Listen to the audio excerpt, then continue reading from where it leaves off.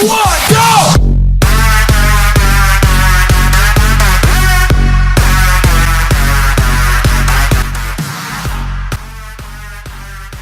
Number 5, the best budget mouse in my opinion goes to the SteelSeries Rival 100 at only $39, which offers all the basics like the textured side grips with a good shape for claw or finger grip, with an easy to reach DPI shifter, a very satisfying scroll wheel but with a tab, heavy middle click, pleasant side browser buttons, and it's also fairly light at 120 grams with a good balanced distribution through the body. Plus we have 2 illumination zones with an RGB suite, which for a $39 mouse is just a bonus.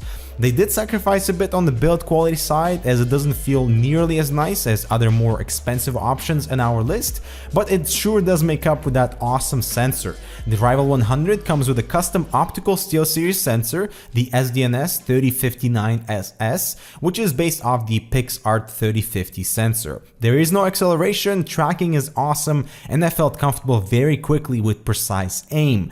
The only real downside is the inability to adjust liftoff distance. So if you want to lift the mouse often, you might need to develop a new way to use the mouse, because the liftoff distance is around half a centimeter, which still moves the cursor when the mouse is coming back down.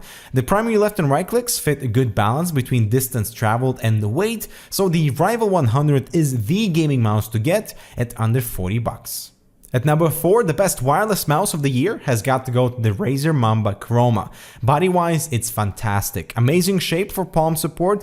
It's not that heavy at 125 grams, even with the built-in battery, but you have to keep in mind it's kind of back heavy, which makes lifting the mouse a lot more difficult as it slouches back. We have a really nice feeling rubber texture on each side, smooth glide feet, one of the best scroll wheels for gaming, with proper side scrolling and distinct main scroll steps, while offering a light middle click for other functions. If you're into customization of the actuation force of each primary click, that is possible on this mouse, from 45 grams to 95 grams, which drastically changed the way this mouse feels for whatever game that you play, and that is one of the premium features that you don't find often. And the Razer delivers one of the best lighting implementations that is for the pretty visuals only, but man, the illumination of the charging dock and the mouse look fantastic. Which brings us to wireless performance. I honestly could not tell the difference between using the mouse in wired versus wireless mode, so the lack of cable does bring that extra sense of maneuver.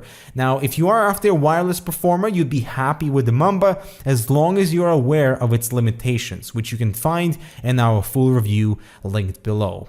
Coming in at number 3, one of the gaming community's fan favorite is the Logitech G502, and there are many things to love about this mouse. First, the buttons. Primary left and right click are light and satisfactory. Pretty much everything is well laid out, from the side browser buttons to the DPI shifter for your point finger with that 3-step visual indicator, to the sniper button, which enables custom DPI when pressed, and you can easily train your thumb to move into that position when necessary, to the profile shift, which sits right beside the infinite scroll enabler for the scroll wheel, which in my opinion could be the best scroll wheel on a mouse. It features light side scrolling that you can work with without spinning or pressing the wheel, and is super useful for editing. It has a metallic coating, so it feels kind of slippery, but that doesn't take away from the super distinct scroll steps and light middle click, and I'm sure you'll find proper use with that infinite scrolling, a feature that is missed on so many mice today. Also, it comes with adjustable weights if you find 121 grams to be too light, and the shape beautifully supports your thumb and the palm. I have pretty large hands and I don't find the slim profile an issue. And combine all that with one of the best optical sensors, which has no acceleration, the PixArt 3366, which has a load of customizations in the software, and you have yourself one of the best mice of the year. And at number 2, one of my most recent additions to the mouse collection is the Zowie FK1. This is the best ambidextrous design that I have ever seen that works very well to support your hand, especially because the browser buttons on each side are not on the way, so you can hold it properly without accidentally pressing the buttons on the opposite side.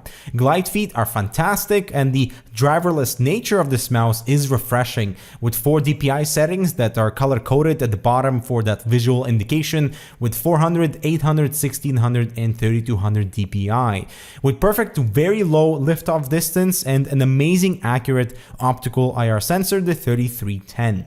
I really appreciate their approach towards a competitive arena with no lighting effects, no body customization, so it all becomes kind of about the shape, the weight, the sensor, and the switches. The weight balance is amazing, so if you tend to lift your mouse a lot, you love the FK1, and the same goes if you move the mouse over a larger area. My aim has never been this good, and that's after a very short practice period. The scroll wheel is okay here, it's got a good middle click, but the scroll steps could be more defined. And now something to keep in mind are the primary switches that are known for their heavy nature, especially compared to every single mouse in this stack, but they've listened to feedback of gamers and are refreshing their entire lineup. From now that will use the lighter Omron switches that will be used to satisfy a larger spectrum of users.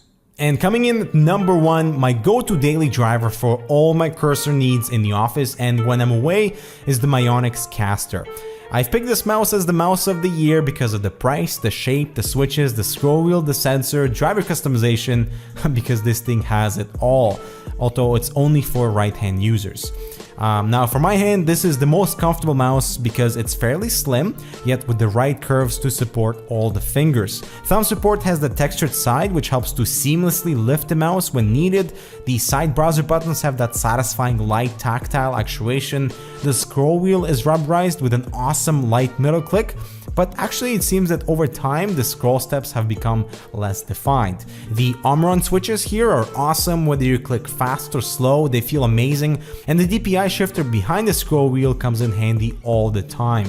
The 2 illuminated zones are just a bonus with accurate colors that don't take away from the main function of the caster, which is outstanding sensor performance with the PixArt 3310. You can quickly perfect your aim for accurate shooters like CSGO and combine that with the extensive suite of driver customization, and you have yourself a mouse that is all about craftsmanship, no gimmicks required, and thus deserves our #1 spot for the gaming mouse of the year. So that was